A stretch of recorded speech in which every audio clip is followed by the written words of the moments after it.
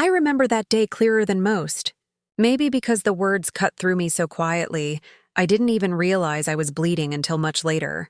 It was Sunday afternoon, sunlight slipping through the blinds in soft golden stripes, and the air smelled like cornbread and lemon polish. I'd been in the kitchen since morning, frying chicken, washing greens, humming to myself while the old radio whispered gospel songs from a station I'd been listening to since I was a girl. I always liked having something playing in the background, something steady, something familiar. My son Marcus was bringing his wife over for dinner. I'd seen her plenty of times, of course, all polite smiles and soft-spoken replies. But that day felt different. They had just moved into their new house, and this was supposed to be a thank you dinner for the hand-me-down furniture I gave them. My mother's dining set, the one that's been in our family for nearly 60 years. The same table where I sat with my parents, where I raised my children, where we said grace before every meal. I thought it was a gift of love. But maybe love doesn't smell the same to everyone. When they arrived, I opened the door with my apron still on, a floral one, faded from too many washes. Marcus hugged me tight, the way sons do when they remember who kept them warm when the world was cold. But then his wife stepped in, all perfume and poise, her curls bouncing just right, her nails painted like little glass windows catching the light. She smiled at me, that kind of smile that looks more like a photograph than a feeling, and said, "Oh, I can smell dinner already." She said it like she was impressed, but I could feel the pause in her throat. The kind of pause that comes when someone's holding back a different kind of truth. Dinner went smooth enough, I thought. We ate, we laughed, or at least they did. I asked questions about their house, their new jobs, their plans. She talked a lot about renovations, new floors, marble countertops, how she wanted to modernize things. Every word felt like it was brushing up against me somehow, rubbing my edges down. I just nodded, chewed my food slow, smiled when I was supposed to. After dessert, she stood up and walked over to the window, looking at the old curtains I've had for years, yellow lace, handmade by my sister before she passed. "This place has such a vintage feel," she said. "Like everything has a story." I told her it did. Every chair, every photo frame, every nick in the wall had a story. Then she turned toward me, smiling again, but this time her nose wrinkled just a little, like something sour passed through the air. And that's when she said it, light as a joke, but heavy enough to crush something inside me. "You know, Miss Gloria, you kind of smell like old furniture." Marcus laughed. Loud. Thought it was funny. He said, "Babe, stop." But he was still laughing when he said it. And I just stood there. I didn't know what to do with that sentence. I wanted to laugh too, pretend it was nothing. But my throat felt tight, like the air had turned to syrup. I just smiled, nodded, and said, "Well, I suppose I've been around furniture long enough." She giggled, brushed it off, and went to the kitchen to pack leftovers. Marcus followed, still chuckling under his breath. And I sat there at my own table, the one I gave them a piece of, staring at the empty plates and the crumbs of a meal I made with love. Old furniture. I whispered it to myself, just to hear how it sounded when it wasn't meant as a joke. When they left, the house felt too quiet. I wiped down the counters, loaded the dishwasher, and sat on the couch with my hands folded in my lap. The same couch I'd had since Marcus was little. I looked around and saw the life I built. The brown wood, the framed family photos, the soft hum of my old ceiling fan. And I wondered if everything around me really smelled old too. Maybe she was right. Maybe I do smell like old furniture, but what does that even mean? Maybe it means I smell like lemon oil rubbed into oak until the grain shines again. Maybe I smell like Sunday dinners and church hats and Avon perfume. Maybe I smell like the hands that held babies, cooked meals, buried loved ones, and kept praying anyway. Maybe I smell like the years I survived. But that night, I didn't think about any of that. I just sat there, hurting in silence. I thought about my mama, how she used to smell like cocoa butter and starch, how I'd bury my face in her dress after she'd been ironing clothes all morning. Nobody ever called her old furniture. But then again, back then, Folks respected where they came from. I tried to sleep that night, but the words followed me like shadows down the hallway. Old furniture. I could still hear the laughter. I could still feel the distance between me and my son, the way his laughter turned him into someone I didn't recognize for a moment. The next morning, I woke up early and ran a bath. I scrubbed my skin with lavender soap, put on fresh clothes, and sprayed on perfume I hadn't worn in years. Evening Grace, it was called. I bought it back when my husband was still alive. He used to say it made me smell like flowers in the rain, but even after the bath, even after the perfume, I still caught a whiff of something old. Not bad, just lived in, like the pages of a book that's been read too many times to stay new, and that's when it hit me. Maybe that's what they don't understand. New doesn't always mean better. Some things need age, need memory, to mean anything at all. Still, I cried that morning. Not because of the insult itself, but because my son laughed. Because he forgot for a moment who taught him the meaning of warmth. He forgot how the smell of this house, this old furniture smell, carried him through childhood. Through scraped knees and late-night fevers and teenage heartbreaks. I thought love had a scent, something people never forgot. But maybe love fades too, just like perfume. A few days passed before Marcus called me again. I saw his name on the caller ID, and my heart did a little leap like it always does. No matter how old your children get, a mother's heart still jumps when they call. He asked if I was all right. I said I was fine. I lied.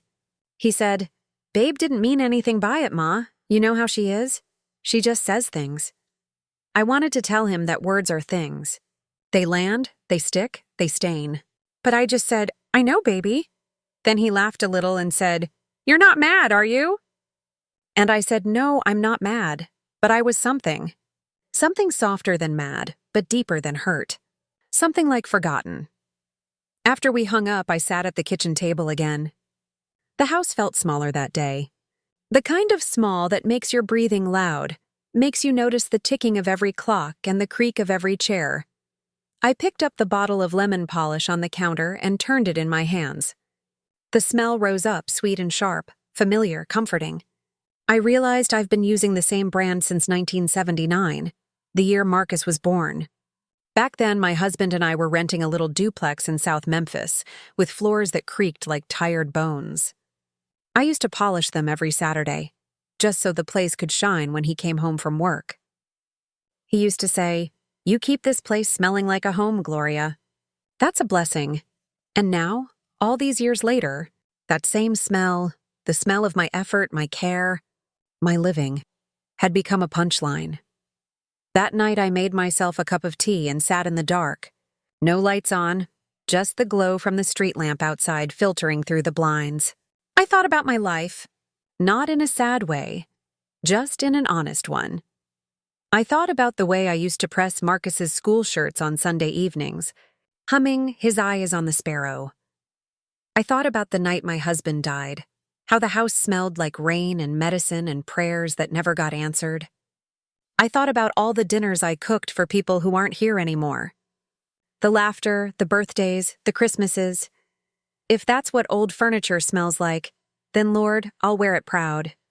But you see, it takes time to reach that kind of peace. At first, I just felt empty, like something had been taken from me. A kind of respect, maybe. A kind of dignity that you think your years have earned you.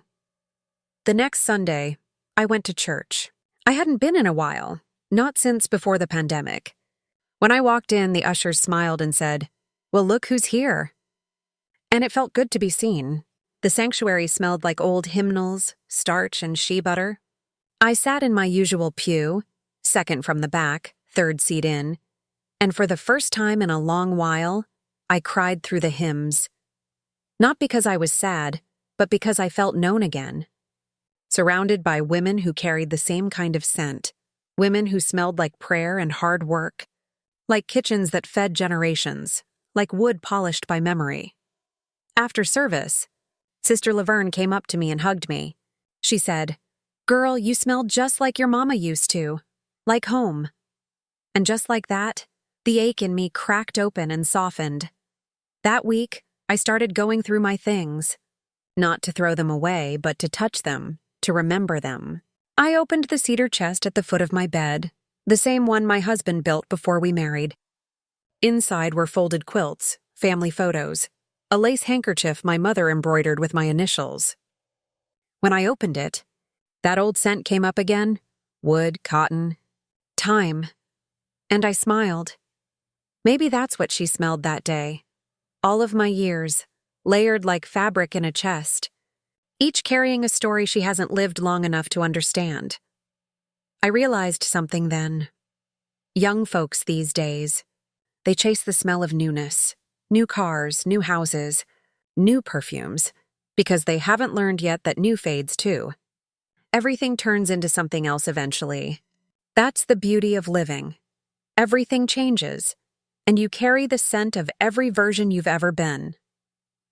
I stopped being ashamed. I started seeing the beauty in my oldness, the texture of it, the strength. A few weeks later, Marcus and his wife invited me over for dinner. I almost said no. Part of me wasn't ready. But something in my chest told me to go. When I got there, the house looked like something out of a magazine. White walls, gold fixtures, everything shining and cold. It was beautiful, but it didn't feel like anything. His wife greeted me at the door. She smiled, nervous this time. She said, "Miss Gloria, I'm so glad you came." I could tell she'd been practicing it in the mirror. I handed her a pie. Sweet potato, my mama's recipe. She thanked me, said it smelled wonderful. We sat down to eat, and for a while it was just small talk again. But then, out of nowhere, she said, "I wanted to apologize for what I said last time, about, you know?" She couldn't even say the words old furniture. I looked at her and smiled. "It's all right, baby," I said. "You were just being honest. You smelled something you didn't recognize." She blinked. "I didn't mean to hurt you." I nodded. "I know. You just didn't know that what you called old is what kept me alive." The room went quiet. Marcus looked at me, then at her, and for once he didn't laugh. He just reached across the table and took my hand. "I'm sorry too, Ma," he said. And that's when the tears came again, hot and unexpected. Not because I was sad this time, but because something in that moment healed. We ate in peace after that. I watched them together, young, full of plans and possibilities, and I realized I didn't need them to understand everything. Time would teach them. Life would wear its scent on them too one day. When I got home that night, I took off my coat and sat in my chair by the window. The moonlight was spilling across the floor, soft and silver. The air smelled like my home: wood, lemon, and something else I could never quite name. Maybe that's the smell of a life well lived. I closed my eyes and whispered, "Thank you, Lord," because I finally understood. You can polish the wood, replace the cushions, change the curtains, but the essence, the soul of what's been loved, never fades. It only deepens. If being old furniture means I've been loved, touched, leaned on, prayed over, and kept standing, then that's a compliment I'll take with pride, because I am my mother's table, my grandmother's rocking chair, my father's Bible with the worn-out spine. I am everything that came before me, and I'm still standing strong. So yes, I may smell like old furniture. But baby, that's just the scent of history. It's been months now since that day, and sometimes when I walk past the mirror, I stop and look at myself longer than I used to. There's silver in my hair that wasn't there before, and lines around my mouth that tell the truth about how much I've laughed and how much I've cried. My hands tremble a little more when I sew or pour tea, but they're still strong, stronger than they look. These hands built a home. These hands carried love. The house is quieter now. The world outside moves fast, faster than I ever thought life could go. Everything's touchscreens and deliveries and words that don't mean what they used to. But inside here, the rhythm is slower, softer, like the heartbeat of a time that refuses to vanish. Sometimes I sit on my porch when the sun starts to sink. The air gets heavy with the smell of honeysuckle, and I can hear children laughing somewhere down the block. Their voices echo through the trees like old music, and I close my eyes and smile. That's the sound of time turning its pages. I think a lot about the word old these days. When I was younger, I used to think old meant finished, like something that's done, past its use. But now I know, old is another word for seasoned, for kept, for endured. Old is the story the world keeps forgetting it needs. I look around my house, at the furniture she called old, and I see pieces of my heart. That oak table still shines when the morning light hits it. The same one my husband and I bought when we couldn't afford much else, when we promised each other that love would be enough. The same one where Marcus took his first steps, where he did his homework, where we cut birthday cakes and prayed over meals. If you look close enough, you can still see the faint scratch where he carved his initials with a butter knife when he was 7. He thought I didn't know. But I did. I left it there. Some marks aren't meant to be fixed. They're meant to be remembered. The couch still creaks when I sit down, same as always. And I still polish it with the same oil my mother used. Every time I do, I whisper a little prayer. Not a loud one, just a soft thank you. Thank you for the hands that came before me, for the breath that still fills my lungs, for the chance to still be here, smelling like the life I lived. People don't realize that scent is memory. You can't see it, but it carries everything you've ever been. When my daughter-in-law said I smelled like old furniture, what she really smelled was persistence. She smelled the weight of years that didn't break me. She smelled the laughter that still echoes through these walls. She smelled my mother's kitchen, my husband's cologne, my son's childhood. She smelled everything I refused to let go of. And maybe one day, when her hair starts to gray and her hands start to tremble, she'll understand. Maybe she'll pick up a piece of wood, feel its grain, and realize it's not just furniture. It's a story she's been standing on all along. That thought comforts me. Because we all circle back to understanding, eventually, I don't hold anger anymore. Just a quiet kind of love. The kind that doesn't need to be loud to be true. Last week, Marcus came by alone. He brought me flowers, lilacs, my favorite. He said, "Ma, the house smells different now.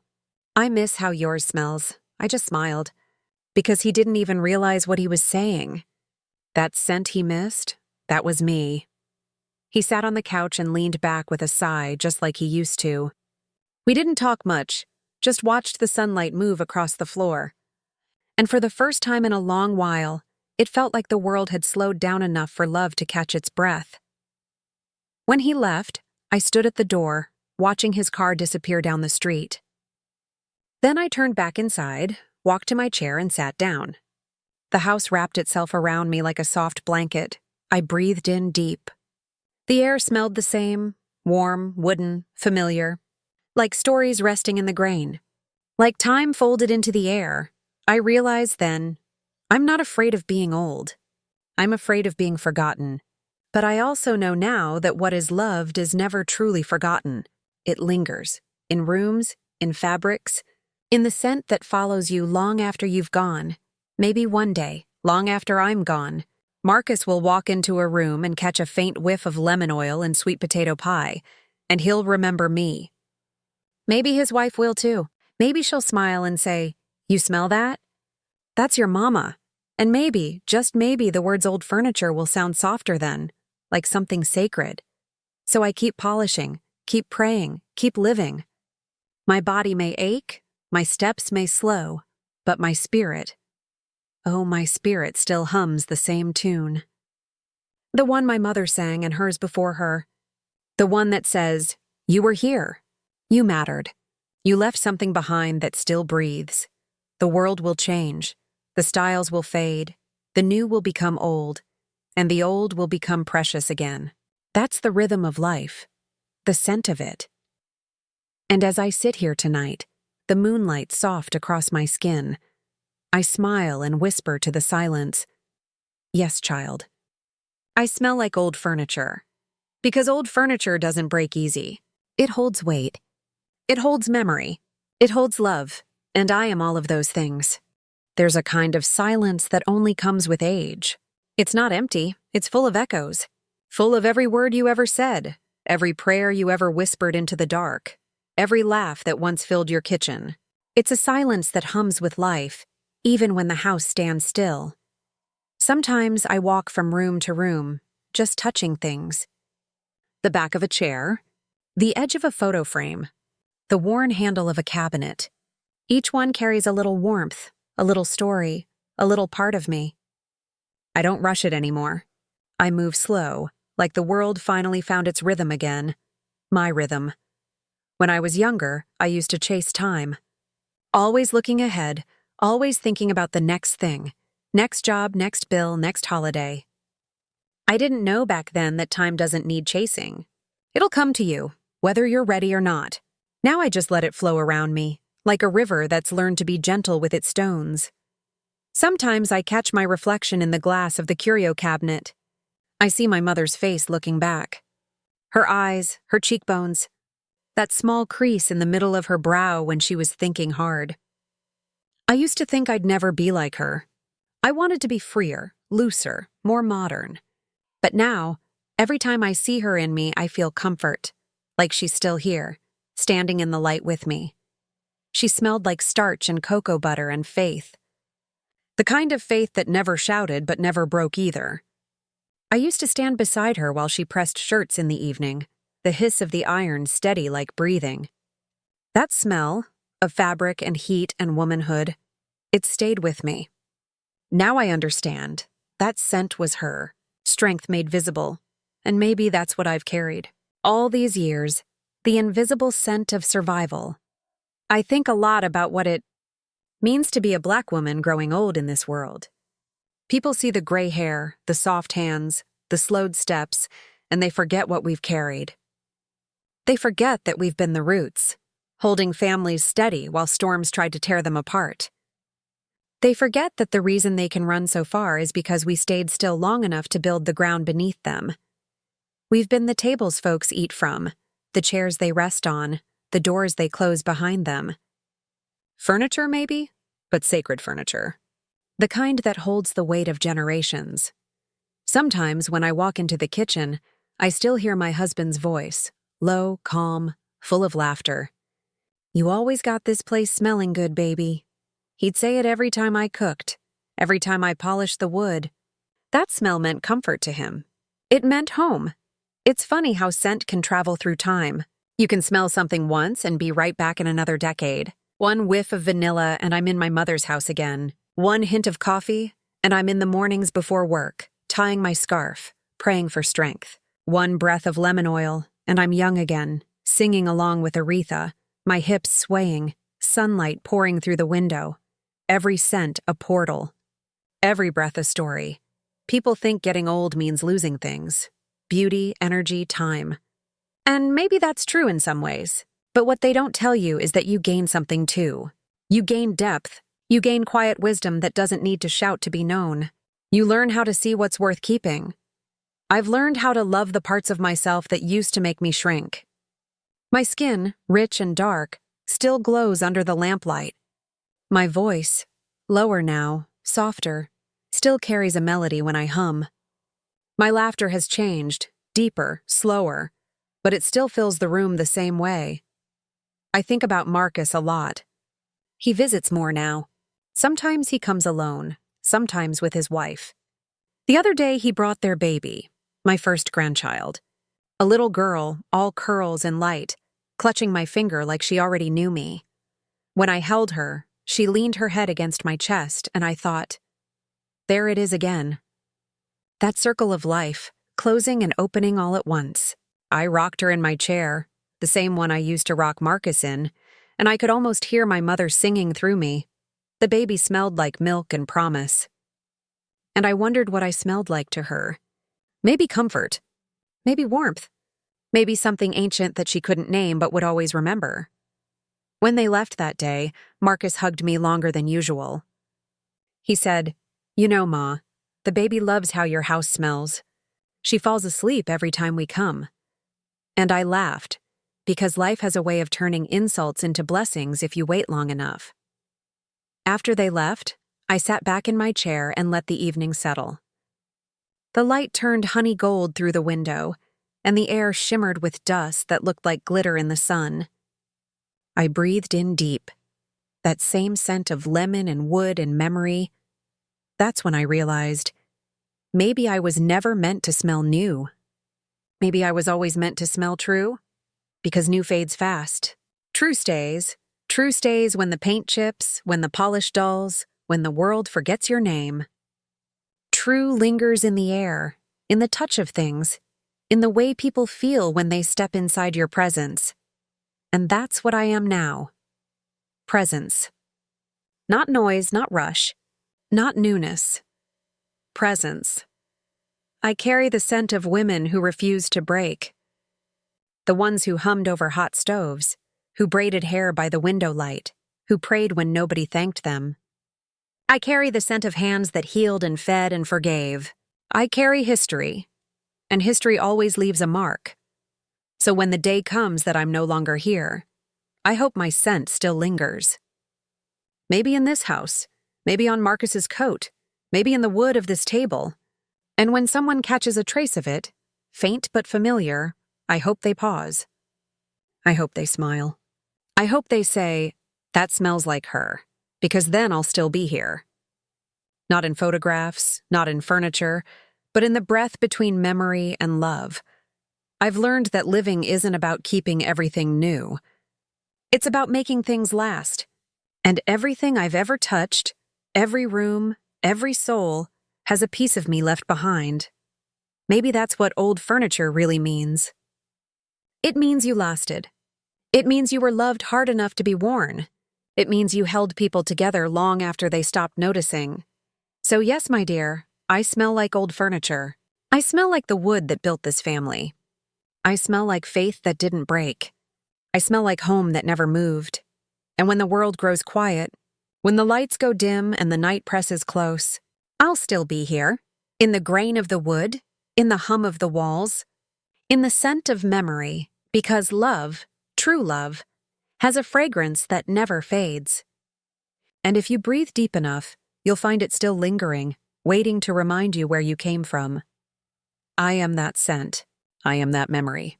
I am the echo that time could not erase. And even when everything around me changes, even when the laughter grows faint and the world forgets the sound of my name, my story will still whisper through the air, soft but sure. She was here. She was love. And she smelled like home. The older I get, the more I notice the quiet things. The way sunlight falls across the same spot on the kitchen floor every morning. The soft hum of the refrigerator that used to bother me when I was younger, but now feels like company. The sound of my own breath when the house settles after midnight. There's a peace in those sounds. A rhythm, a kind of gentle heartbeat that tells me life is still moving, even when I'm standing still. Some nights, I sit by the window and watch the world through the glass, the way people hurry down the street, the way cars flash by with their music thumping, the way youth moves like it can't be caught.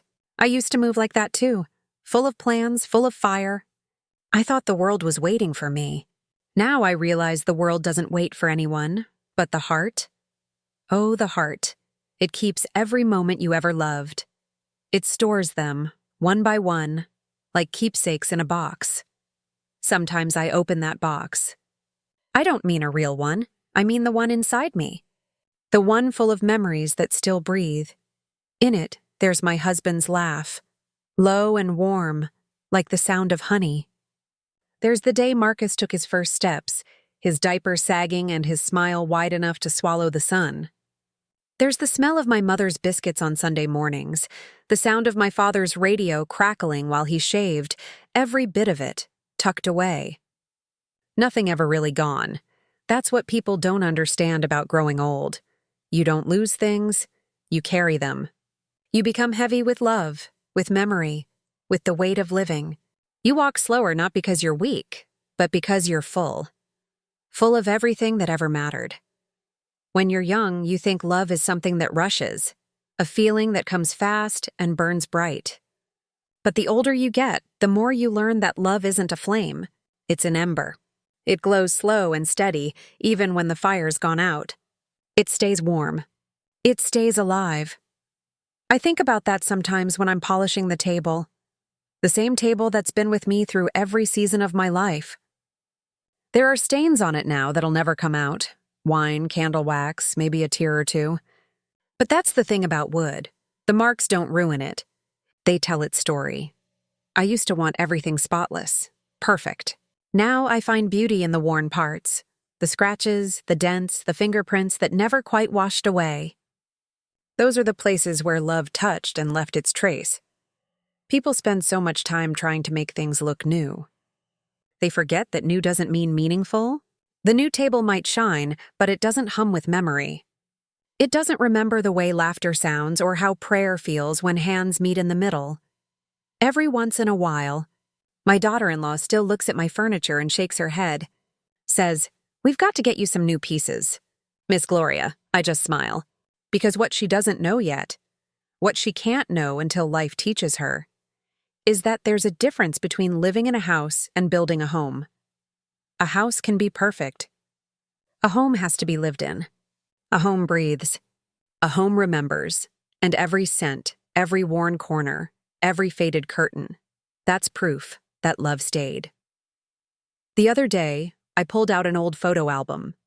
The pages are yellowed now, edges curling a little, but the faces still shine. My husband in his Sunday suit, his arm around me like he always did. Marcus as a boy, gap-toothed and laughing, holding up a frog he found by the creek. Me, younger, thinner, my eyes brighter but not wiser yet. I traced the pictures with my fingertips, whispering their names under my breath like prayer beads. That's what memory feels like to me now. A kind of prayer that doesn't ask for anything, just gives thanks. Sometimes, I wonder what people will say about me when I'm gone. Not in a sad way, just curious. Will they say I was kind? That I loved hard? That my house always smelled like something baking in the oven and something holy in the air? Will they remember the way I laughed from my belly, or the way I listened without interrupting? Maybe they won't remember every word I said, but I hope they remember how I made them feel. Safe, seen, loved. Because that's the kind of legacy I want to leave. Not money, not things. Just warmth. The world tells us to chase big things. Success, recognition, luxury. But the truth is, life happens in the small things. The sound of a spoon clinking against a teacup. The smell of rain on wood. The hush of a house at dusk. Those are the things that stay with you when the noise fades. I used to think my worth was in what I did, how many people I helped, how much I gave, how clean I kept the house. But now I know my worth was always in who I was while doing it. The love behind the work. The intention behind the care. That's the scent that lingers. The one people remember. Sometimes when I walk outside, the wind catches my scarf and carries the smell of my perfume. That same evening grace I've worn since my husband first bought it for me. It's faint now, just a whisper. But I like to think the breeze carries it somewhere.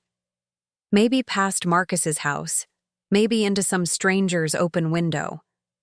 Maybe it wraps around someone who's sad and reminds them of warmth they forgot. That's what love does. It travels. It doesn't stop at the edge of one life. It keeps moving, keeps finding new hearts to rest in. And that's why I'm not afraid anymore. Not of getting older, not of being alone, not of fading. Because the truth is I won't fade. I'll linger in the fabric of this world like the scent of something that mattered. Every prayer I ever whispered still floats in the air somewhere. Every laugh I ever shared still echoes in someone's memory. Every meal I ever cooked still lives in someone's comfort. We don't disappear, not really.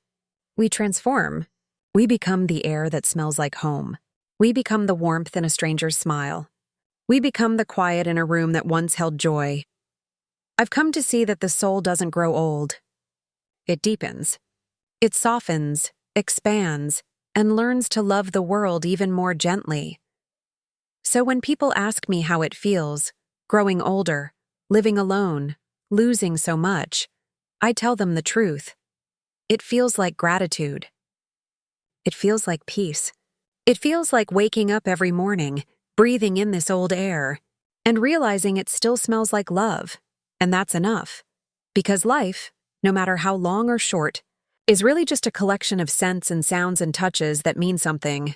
You hold them close, polish them like wood, and when your time comes, you leave them behind for someone else to remember. That's what I'll leave. Not money, not riches, but a scent that tells a story. The scent of faith. The scent of laughter. The scent of something that stayed. So yes, maybe I smell like old furniture. But look closer. You'll see the shine beneath the wear. You'll feel the strength beneath the softness. You'll hear the stories still whispering in the grain. Because I was loved. Because I loved back. Because I lasted. And lasting. Lasting is the most beautiful thing a soul can do. Dear me, I've been meaning to write to you for a long time. I don't know if it's something age does, makes you look backward as much as you look forward. But tonight, with the house quiet and the moonlight laying soft on the floor, I finally found the words, I can see you now. Standing at that old mirror, tugging at your dress, worrying that you're not enough.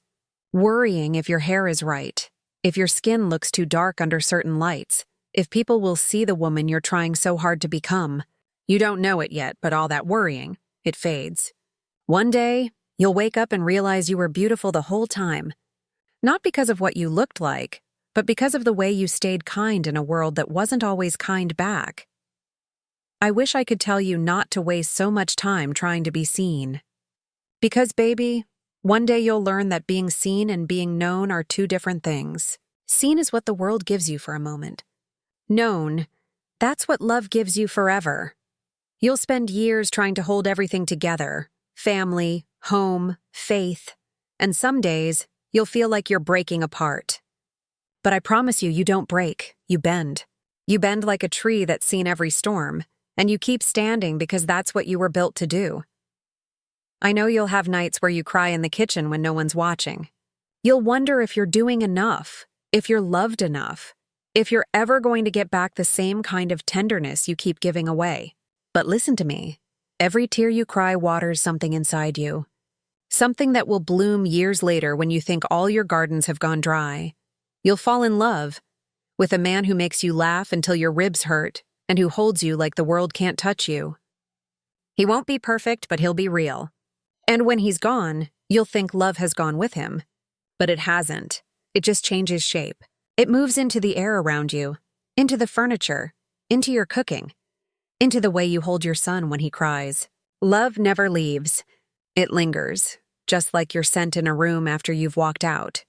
There will be loss too, more than you expect.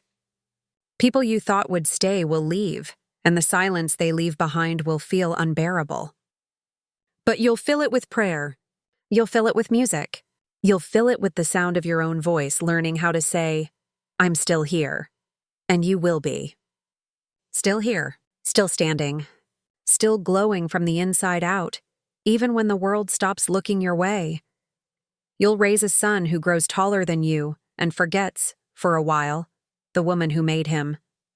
But don't worry, baby. He'll remember. Life will soften him the way it softened you. He'll look back and see you clearly one day, and his eyes will fill with gratitude. It just takes time. Everything worth understanding takes time.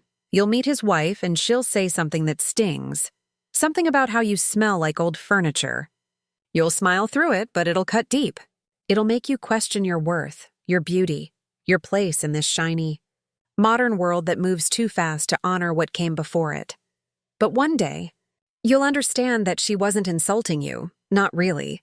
She just didn't have the language to name what you carry. You smell like history. You smell like love that's endured. You smell like the hands that built, the prayers that protected, the faith that refused to die. She'll learn that one day too. Life will teach her, gently or not so gently, that everything new becomes old, and everything old becomes sacred again. You'll come to see that time is not your enemy. It's your witness. It's been watching you all along, through every morning you got up tired, every meal you made out of little, every kindness you gave that nobody noticed. Time saw it all. And time, in its quiet way, will repay you, not in riches, not in recognition, but in peace. You'll stop needing to be needed all the time. You'll stop chasing validation. You'll start choosing quiet over noise, truth over appearance, love over pride. You'll find joy in the simple things, the smell of rain, The weight of a blanket, the first sip of tea in the morning, the sound of children laughing down the block. And one day, you'll look in the mirror and not see loss. You'll see becoming. Every wrinkle will tell you that you lived. Every scar will remind you that you healed. Every gray strand of hair will whisper that you endured. You'll still polish your furniture, still hum to the radio, still light candles on the table your husband built. And you'll realize that everything around you, every scent, every object, every small motion, is holy. Because it all holds memory. I want to tell you something else, something I didn't understand until recently. You don't have to be strong all the time. You can be soft. You can rest. You can let people see your tenderness without shame. Strength isn't just the ability to endure, it's the courage to keep loving when it hurts. And baby, you do that better than anyone. You will be misunderstood, more times than you deserve. You'll be overlooked, underestimated, dismissed. But never let that make you bitter. Bitterness ages the spirit faster than time ever could. Instead, choose grace. Choose to be like the old wood you love, sturdy, warm, full of stories. When people lean on you, when they find comfort in your presence, that's legacy. That's impact. That's the proof that you were here, that you mattered, that you gave something to the world that can't be replaced. And one day, when you're old and the world grows quiet again, you'll sit in your chair by the window and realize something beautiful. You never needed to chase worth. You were worth all along. You were the prayer your ancestors whispered. You were the home your family came back to. You were the scent that told them love was still alive. So, my dear younger self, stop doubting. Stop shrinking. Stop trying to erase your softness just to fit into a world that doesn't know how to handle it. Walk tall. Love deeply. Forgive often. And when the world makes you feel small, remember this. You come from women who never broke, even when the world tried to bend them into silence. One day, someone will call you old. Smile when they do. Because old means you stayed. It means you saw it all. The love, the loss, the laughter, and you didn't let any of it turn your heart hard. Old means you've become a story worth telling. So keep living, keep loving, and keep smelling like everything you've survived. Because that scent, your scent, will outlast the years. It will stay in the rooms you leave behind, in the hearts of those who loved you, in the echoes of your laughter that still cling to the air long after you're gone. And when they speak your name, let it sound like a hymn, soft, steady, full of light. Because that's what you are, a hymn that never stopped singing, a prayer that never stopped breathing, with love from the woman you became.